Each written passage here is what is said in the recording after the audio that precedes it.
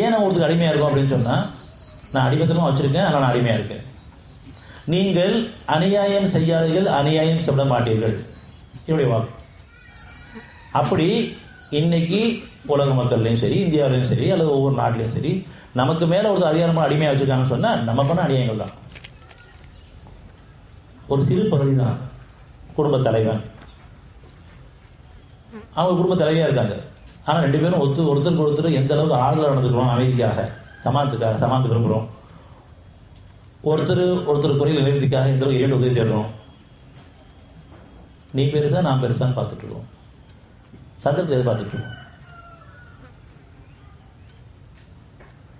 இது எல்லா வகையிலும் எல்லா உறவுகளையும் அப்படிதான் இருக்கு. இது இல்லைன்னு சொன்னா இதே மன்னிச்சு வாழ வச்சிருக்கோம், பாதத்தை வச்சிருக்கோம். இருந்துன்னு சொன்னா பாதத்தை வேண்டிய பாவனை கேட்க வேண்டும்.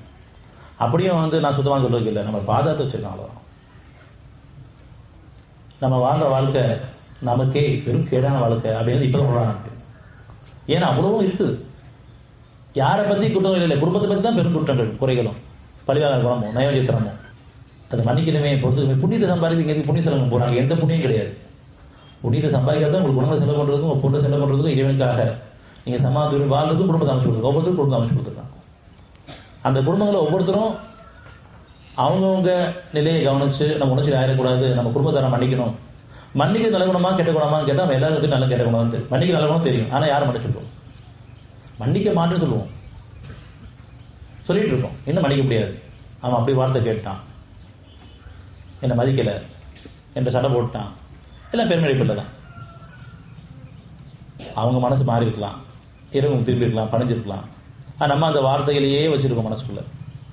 நம்ம எவ்வளோ பேர் பேசிட்டு இருக்கோம், அது உணரல. ஒரு பேச்சு என்னை பாதிக்குதுன்னு சொன்னா, இந்த பேச்சை நான் மற்றவங்களை பேசிட்டு இருக்கேன்னு அதனால வந்திருக்கு. ஒரு செயல் என்னை பாதிக்குதுன்னு சொன்னா, நான் விதைக்காம விளைய போடுறது. என்னோட எண்ணத்திலேயோ, என்னுடைய பேச்சிலையோ, என்னுடைய செயல்கள்லையோ நான் ஒரு கெட்ட வித்தை விளைச்சிட்டேன், அது விளைஞ்சு வருது.